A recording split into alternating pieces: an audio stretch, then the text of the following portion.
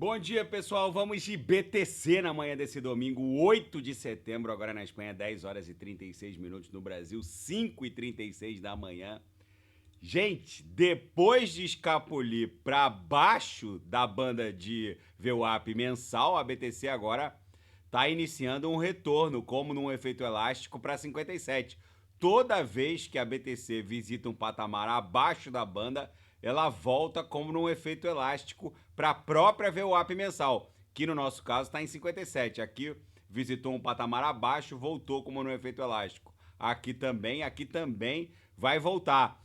É possível que isso aqui acabe redundando numa grande cunha no 6 horas para a BTC retornar em direção à aresta superior, depois de formar um pullback aqui na própria VWAP mensal, buscar algo acima de 60 mil. Os alavancados no sentido short não param de aumentar suas garantias. Isso está criando um combustível absolutamente bizarro e quando a BTC retornar voltar ao estresse da aresta superior dessa acumulação, que na verdade é uma grande bandeira de alta, isso aqui não vai acontecer de escadinha, subindo lentamente. Vai ser uma paulada só, porque todas essas garantias dos shortados, dos alavancados no sentido short, serão usadas num efeito dominó para o fechamento das ordens a mercado. A BTC vai voltar para 60, 66 numa paulada espasmódica. 66 é o patamar da confluência entre essa LTB aqui linkando os topos descendentes e a MM200, mas a gente sabe que a BTC vai acabar rompendo e buscando os cumes dessa congestão lá em 70 mil. Se a BTC explodisse agora para 70 mil, mais de 10 bilhões de dólares em liquidações forçadas no sentido short seriam ultimadas. Como o RSI estocástico está no limbo, está no zero, vou até despoluir aqui para os senhores verem, não tem mais para onde cair literalmente. A BTC botou o oscilador, o RSI estocástico, no limbo, no zero. Raramente o indicador deita como deitou nessa corretiva. Vocês vejam que quando isso acontece, quando o indicador deita como deitou agora, o que vem é uma sequência até o estresse da aresta superior. Então os senhores podem ter certeza que um movimento espasmódico, uma paulada para cima, está em vias de acontecer. Eu sei que esse ciclo está sendo particularmente muito difícil para os novatos. Vou até dar o refresh no índice do medo e da ganância. Ó, subiu para 29, chegou a estar 22 há 2, 3 dias atrás, agora está 29. Então o mercado vai reagindo, ainda está no medo extremo, abaixo de 30 ainda é o medo extremado. Mas o que eu quero pontuar para os senhores vocês vejam que a nuvem de Shimoku aqui no semanal acabou servindo como o nosso mais poderoso suporte. Agora a tendência é que isso aqui vire uma cunha, a gente volte a estressar algo acima de 60 mil dólares. Mas o que eu quero pontuar para os senhores é que esse ciclo está sendo especialmente difícil para os novatos. Para quem já vem de ciclos anteriores, de proibição do varejo cripto na China, isso aqui é um passeio na Disney. Mas esse ciclo teve uma especificidade. Qual foi ela? A aprovação do ETF de BTC no mercado à vista, que acabou promovendo uma corrida de alta para BTC fora do contexto temporal. Por quê? Porque normalmente o Bitcoin ele inicia uma corrida de touros após o halving. E com a aprovação do ETF de BTC no mercado à vista, a BTC basicamente em outubro de 23 fez o que ela na verdade deveria estar fazendo no segundo semestre de 24, após o halving. Porque o bull run nunca começa imediatamente após o halving. Vamos olhar aqui no nosso gráfico de expansão da tração parabólica, olha aqui, começa em média 160 dias após o halving. O que aconteceu é que toda essa subida aqui de outubro de 23 até o topo alcançado ali entre março e abril de 24, acabou criando um descompasso temporal na cabeça, principalmente dos novatos. Então o fato é que 2016 e 2020 não foi exatamente assim como está acontecendo em 2024. Então a introdução do ETF de BTC, na minha leitura, criou uma falsa sensação de uma corrida de touros, que na verdade nem começou. Isso fez com que principalmente os novatos acreditassem piamente que a gente estava numa corrida de touros. E agora acabou se espraiando a crença de que essa teria sido a pior corrida de touros de todos os tempos, porque a BTC buscou 73.777 e recuou para 49 e agora está em 54.374. O que eu quero dizer com isso? A BTC nem desenhou uma nova máxima de todos os tempos em 73.777, que foi o topo alcançado ali na semana que começou em 11 de março de 24. Porque se a gente ajustar pela inflação o topo de 2021 em 69, só a inflação de 2022 bateu 9,1% nos Estados Unidos. Então, quase 2 dígitos. Então, se a gente ajustar 69 mil pela inflação, daria mais ou menos 81 mil dólares. Então, a BTC, na verdade, em março de 24, nem desenhou uma nova máxima histórica se a gente ajustar o topo de 2021 pela inflação. Então, além da gente ainda não ter desenhado o topo e esse suposto topo de 73.777 ter acabado por expandir essa crença de que essa teria sido a pior corrida de touros de todos os tempos, o fato é que a gente não protagonizou ainda uma corrida de touros e o ETF de BTC acabou confundindo tudo. O fato é o seguinte, gente. A BTC e principalmente as altcoins, as que mais corrigiram, elas ainda não iniciaram os seus respectivos bull runs. Isso só vai acontecer com a flexibilização, com a impressão de dinheiro, o que está dando musculatura para esse cenário somente a partir de agora. Vamos lá no M2 Global, vocês vejam que o M2 Global, que mede a quantidade de riqueza impressa por estados soberanos, começou a avançar agora. Bateu um novo all-time high em agosto de 2024. Ou seja, os elementos fáticos necessários para uma verdadeira corrida de touros só estão acontecendo agora. Até mesmo criptos bem estabelecidas, como ETH, Atom, ainda não viram um cenário de um verdadeiro bull run.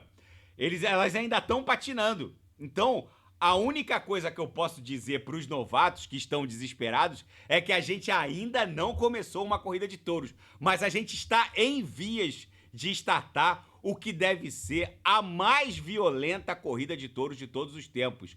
Por isso eu volto a insistir, não ousem estar desembarcados do mundo cripto, porque o bull run nem começou. E as altcoins, basicamente, também estão dando vigência. Aqui eu estou no Total 2, que mede o market cap da totalidade do mundo cripto com exclusão da BTC. Tá desenhando o market cap das altcoins uma grande bandeira de alta. A hora de embarcar é agora, enquanto a gente ainda está numa congestão, porque todos os elementos para uma corrida de touros sem precedente estão fermentando, basicamente, que é o aumento da liquidez global, o início da flexibilização, o início da redução da taxa básica de juros, a tokenização de ativos do mundo TradeFi, a tokenização de ativos do mundo real, a expansão e regulamentação das stablecoins, que agora viraram ávidas compradoras de títulos de curtíssimo prazo. Os próprios reguladores financeiros norte-americanos estão pressionando democratas e republicanos para que eles regulamentem as stablecoins, para que elas possam abrir capital social na Nasdaq. Gente, isso é uma revolução. Quando a gente clicar lá no DeFi Scanner e medir a quantidade de riqueza bloqueada em protocolos de finanças descentralizadas, isso aqui vai explodir para trilhões de dólares. A gente está com 77 bi de riqueza bloqueada, baixou nessa última queda da BTC, mas isso aqui com as stablecoins regulamentadas, isso aqui facilmente explode para dezenas de trilhões. Quem não sabe o que comprar é só clicar no link abaixo, Gemas Altcoin Alert. Ali eu garimpei as 40 melhores altcoins em potencial de retorno para esse ciclo. Não ousem estar desembarcados do mundo cripto. A BTC no 6 horas deve buscar agora o patamar de 57. No 4 horas, no diário ancorado pela banda de VWAP anual, a gente deve buscar a própria VWAP anual, que está lá em 60 mil dólares. Vai ter a intercorrência da VWAP mensal. No 4 horas agora, ancorado pela banda de VWAP semanal, a BTC só vai parar em 57, que é onde está a VWAP semanal. Então essa cunha aqui, muito provavelmente, vai acabar redundando numa fuga ascendente para a BTC, depois buscar os cumes dessa congestão em 70 mil. Eu sei que é muito perturbadora essa volatilidade, mas quem não tem estômago para surfar esse tipo de volatilidade ligeiramente perturbadora, não merece também surfar retornos igualmente perturbadores, como vezes 30, vezes 35 vezes 35, multiplicar o capital por 35 vezes. Gente, isso é life change para muita gente. Não ousem estar desembarcados. O que vem por aí não tem precedente. Ah, Renato, meu portfólio caiu 35%, 40%. Vai ver uma série da Netflix, de preferência com 2 temporadas, quando os senhoritos terminarem. Isso aqui já vai estar... o seu portfólio já vai estar no lucro novamente. Quem não está alavancado não precisa se preocupar. Quem alavancou 30 vezes, obviamente, já foi liquidado. Quem alavancou 2 vezes e meia, também já foi liquidado. Mercado de futuros perpétuos é para tiro curto. Não é preciso alavancar nesse mercado para obter ganhos obscenos, ganhos indecentes. Basta aportar nas altcoins corretas, como essas do Gemas Altcoin Alert. É só clicar no link abaixo para quem não sabe o que comprar. Na Seara Fática, o presente criptográfico que o Warren Buffett recebeu de Justin Sun, o fundador da Tron, já se valorizou 1000%. Para quem não sabe, em 2020, o Justin Sun, o fundador da blockchain Tron, almoçou com o Warren Buffett e entregou para ele um cold wallet com 1.930.000 TRX, que na época valia 31.086 dólares. Agora vale mais de 290 mil dólares. Enfim, o Warren Buffett, para quem não sabe, é um criptocético inveterado. Ele já disse que cripto é veneno de rato. A opinião dele com criptografia é altamente contraditória, porque ele não investe em cripto, mas compra ações de empresas expostas à criptografia. Enfim, é meio contraditório. A Berkshire Hathaway está exposta ao Nubank, está exposta à Coinbase, enfim, que são empresas que se expõem à criptografia, e ele particularmente não investe em criptografia. Investe, né? Porque já tem 290 mil dólares com essas TRX. E a oposição venezuelana propõe a criação de uma reserva nacional venezuelana de Bitcoin como uma espécie de tábua de salvação em meio à crise de hiperinflação que assola a Venezuela. O líder da oposição, a líder, né, Maria Corina Machado, propôs a criação de uma reserva, um tesouro nacional em BTC em favor do Tesouro Federal venezuelano. E 96% dos NFTs estão considerados mortos, enquanto o mercado luta contra a especulação e a volatilidade. Esse é um outro sinal de que o bull run nem começou. Uma verdadeira corrida de touros só começa com o aquecimento do mercado de NFTs.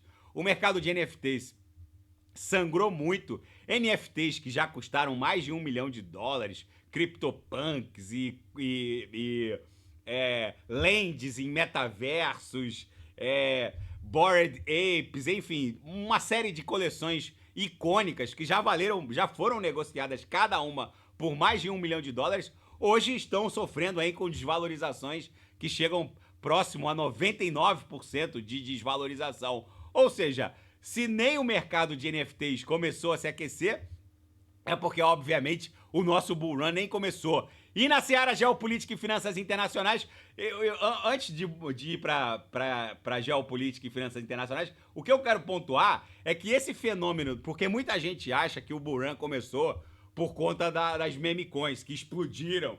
Esse fenômeno das meme coins se repete desde a criação do mainnet da Ethereum, que ficou full operacional no primeiro semestre de 2000, no final de 2016, mas caiu nas graças da comunidade no primeiro semestre de 2017.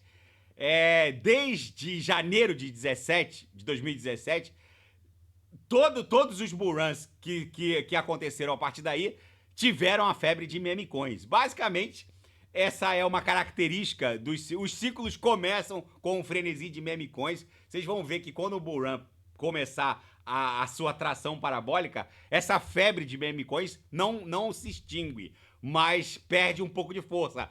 Mas com certeza todo o bull run começa com essa febre de meme coins, que isso aconteceu no topo lá o topo de 2017, 18 foi desenhado em dezembro de 2017, onde a BTC bateu $20 mil. E aqui, ó, exatamente aqui, ó, dezembro de 2017, a BTC bateu $20 mil em 11 de dezembro de 2017. Só que o frenesi das meme coins já começou com a ETH full operacional. Na seara geopolítica e finanças internacionais, a dívida soberana nacional norte-americana explodiu em 3 meses, quase 0,7 trilhão de dólares. 684 bilhões de dólares foram acrescentados ao endividamento público federal nacional norte-americano. E a agência de classificação de risco Fitch avisou que os Estados Unidos, obviamente, não têm a menor condição de pagar essa dívida. Eu volto a insistir, os americanos nunca vão pagar essa dívida que está indo para 40 trilhões de dólares. Eles nunca vão pagar essa dívida, eu vou repetir. Mas os juros têm que ser pagos. Não é à toa que o gasto diário com juros da dívida pública norte-americana explodiu para mais de 3 bilhões de dólares dia. Só se o sujeito for um mineral para não entender que a expansão do M2 entrou abriu aquela boca de jacaré e vai levar a BTC facilmente para um patamar acima de $250 mil nesse ciclo. Se o DXY na segunda-feira amanhecer tombando como deve amanhecer, olha aqui a embicada para baixo que o DXY deu no pregão de sexta-feira. Daqui a pouco, na abertura dos futuros asiáticos, por volta das 21 horas aí do Brasil, a gente vai ver como o DXY vai abrir. Se abrir tombando, só vai parar em 97, 98, que é o próximo suporte. Gente, se o DXY abrir tombando, a BTC tem condições de explodir em direção a $66 mil. É bom ficar com um olho no gato, outro olho no peixe, porque pode vir uma paulada espasmódica por aí. E o candidato da oposição venezuelana, o Edmundo González, já está em território espanhol. A Espanha, a pedido do Edmundo González, enviou um avião militar da Força Aérea Espanhola para resgatá-lo em Caracas. Ele já está aqui em território espanhol. Enfim, ele corria sério risco de detenção, porque ainda há um mandado de prisão expedido contra esse candidato da oposição, que para muitos observadores internacionais é o verdadeiro vencedor das eleições na Venezuela. E a reunião dos BRICS em outubro, que vai acontecer na Rússia, um bloco formado por Brasil, Rússia, Índia, China e África do Sul, vai promover grandes anúncios. O principal o principal anúncio é o lançamento do BRICS Pay. Nos últimos 2 anos, não é segredo para ninguém que a desdolarização tem sido um ponto focal na infraestrutura de relação e comercial entre os BRICS. Agora, o BRICS Pay vai rodar em blockchain, deve ser um dos maiores desenvolvimentos e desdobramentos macroeconômicos e geopolíticos dos últimos anos.